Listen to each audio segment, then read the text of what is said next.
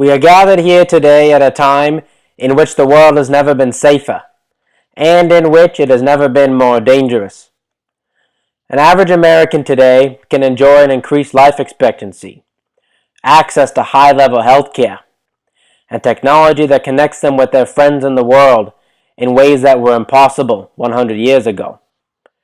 An average American today must also fear the specter of nuclear power in the hands of hostile nations abroad. We have the opportunity to create a truly prosperous globe and eliminate those problems of poverty, hunger, violence, and warfare, which plague us today and which have plagued our ancestors for all of recorded history. We also have the opportunity to annihilate ourselves and much of the other life on the planet if we find no peaceful solutions to disputes over land, resources, and which regimes run which countries. Given our global trade relations and the arising consciousness within humans that tells them they are exhausted by the past and ready to turn the page on the next chapter of our story, I find it hard to think we may actually annihilate each other. Though I am also aware that tribalism has deep roots, that bitterness and revenge are at the core of many people's psyches, and that those forces, which are harmless when contained within one person, but which are disastrous when spread among millions, may instigate what may be the great conflict of our time, surpassing the horrors of World War I, which was simply called the Great War, until it was eclipsed in totality and devastation by World War II.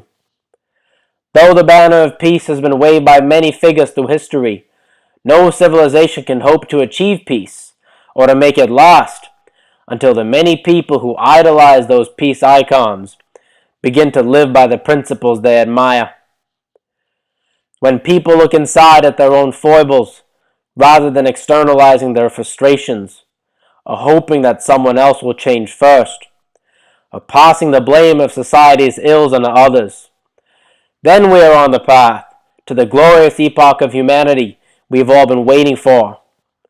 One in which there is no discrimination between the artist and the banker, the man and the woman, the rich and the poor, and the human and the animal. In line with the founding fathers of this nation, as well as the many other people who have acted with courage in the face of despair, who have pioneered and against all odds succeeded, whether they are the troops storming the beaches of Normandy, Amelia Earhart flying the Atlantic, Abraham Lincoln freeing the slaves, or George Washington leading his ragtag team of farmers to defeat the most powerful military in the world. We today set the moral direction to not turn our backs on our brothers and sisters and to ask what we can do for them instead of what they can do for us. To abandon our grievances so that we can all live and share in humanity's bounty and beauty. So that my children, and your children, and their children, and their children live in a world healed from the problems of the past because our generation fixed it. So that every child around the globe wakes up with food in their stomach, clothes on their body, and no fear of a bomb dropping on their street. When humans come together, there is no task they cannot accomplish. Today's satellites, Egypt's pyramids, and New York's skyscrapers were built from a vision and relentless work.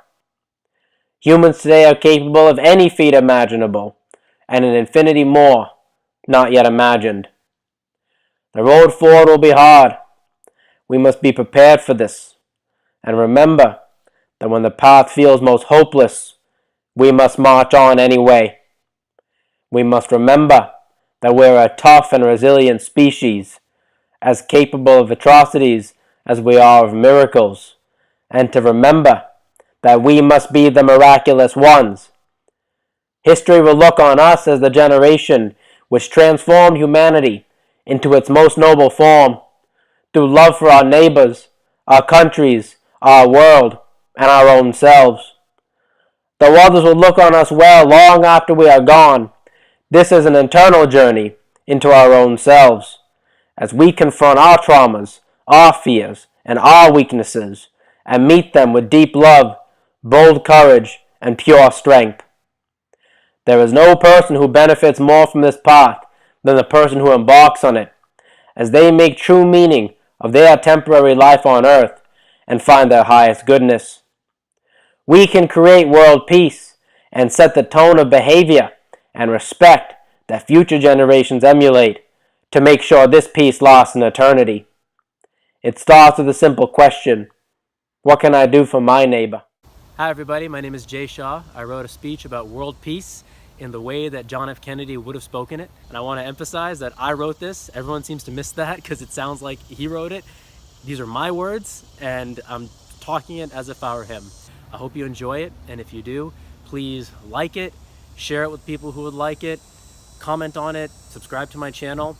Feel free to support me on Patreon, in which you can contribute to help fund me to continue doing works like this. Thanks and have a great day.